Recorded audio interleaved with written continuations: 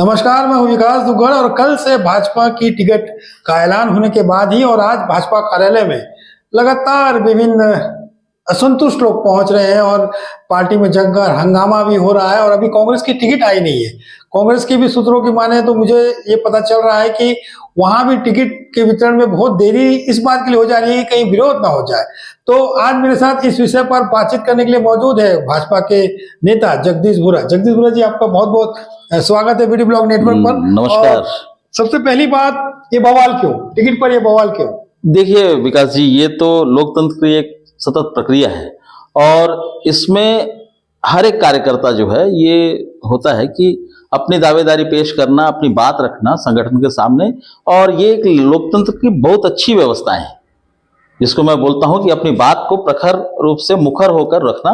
ये हर कार्यकर्ता अपने मन में जो पालता है कि नहीं, मैं जब नगर का चुनाव आएगा तो नगर सरकार बनेगी तो उसमें मैं अपनी दावेदारी पेश कर सकूं जी। तो अब ये बवाल थमेगा कैसे?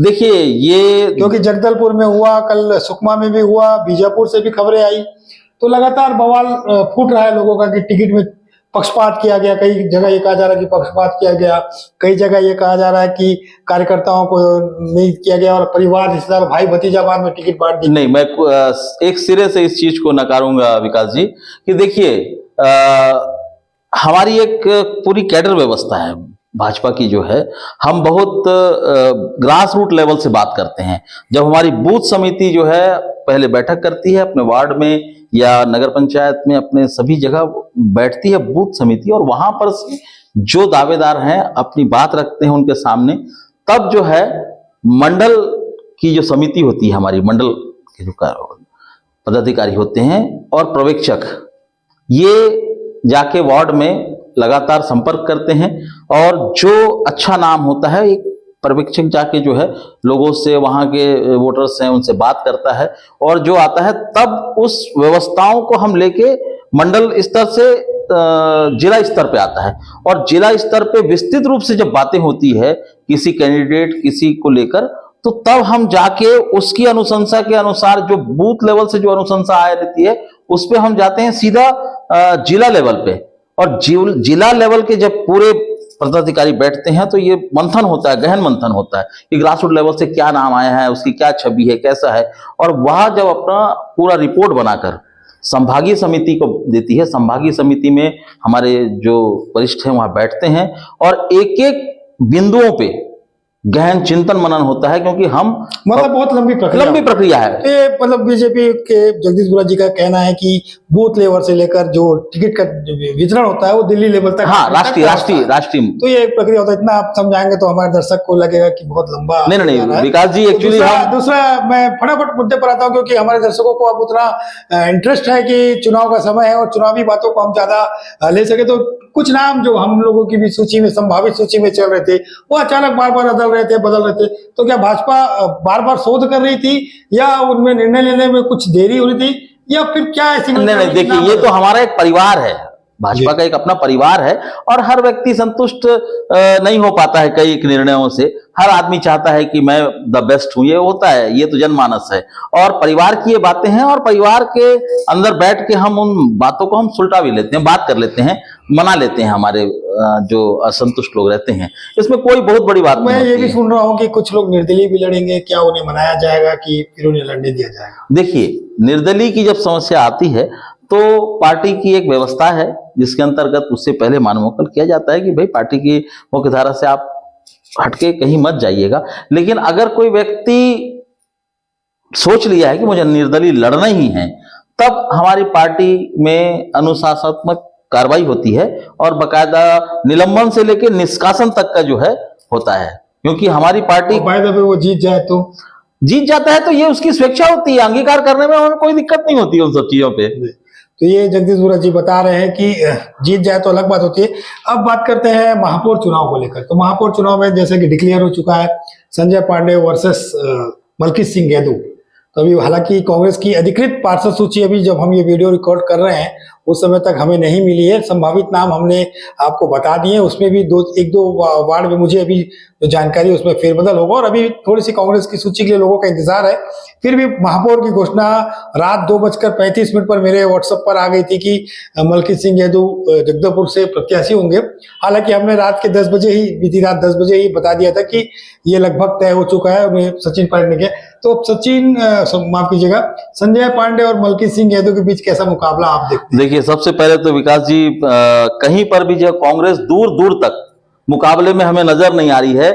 जहां की सूची अभी तक जारी नहीं हुई है पार्षदों की, और अभी आप देखिए कि समय 4 बज रहा है लगभग, और जब हम आज का दिन लगभग खत्म हो गया और कल 48 वार्ड का नामांकन भरा जाना है, तो 48 वार्ड को भरने के लिए भी समय चाहिए, तो उनके पास समय नहीं है। जो पार्टी, इतनी राष्ट्रीय पार्टी अपने ग्रास रूट लेवल के लोगों का, कार्यकर्ताओं को दायित्व नहीं सौंप पा रही है, वो कैसे महापौर के चुनाव पे खड़ी होगी?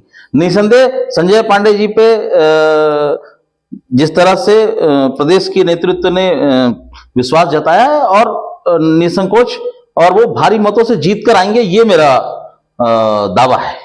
चलिए जगदीश भैया से बातचीत का दौर जारी रहेगा, एक ब्रेक के बाद लौटते हैं।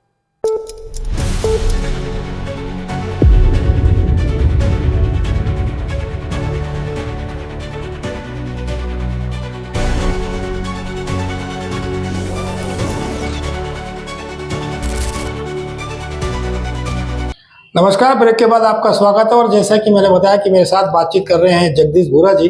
जगदीश जी, 48 वार्ड, दोनों बार बीजेपी को उतनी मेजोरिटी नहीं आ पाई, महापौर आपका नहीं बन पाया, तो इस बार जो टिकट वितरण आप देख रहे हैं, राणा घोष, संजय पांडे, माफ कीजिएगा संजय पांडे कह रहा हूँ, योगेंद्र पांडे से सब दिक्कत फिर एक बार मैदान पर है।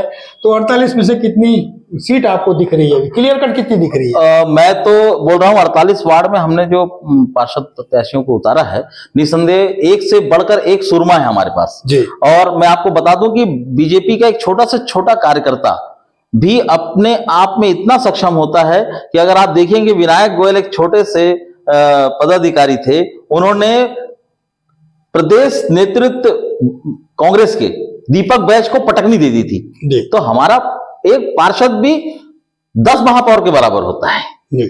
यानी कि संख्या नहीं बता पाएंगे? नहीं, लगभग जो है हम 40 से 42 सीट पे, अमूमन जो है 36 पे तो हम आ ही रहे हैं, बिल्कुल 100%। बीजेपी का अगर नारा नहीं मिला है तो बीजेपी वालों के कार्यकर्ताओं को एक नारा देता हूं कि अब की बार 36 पार। हाँ बिल्कुल बिल्कुल, अगर नारा भी बन सकता है। खैर, ये तो हंसी मजाक की बातें हैं।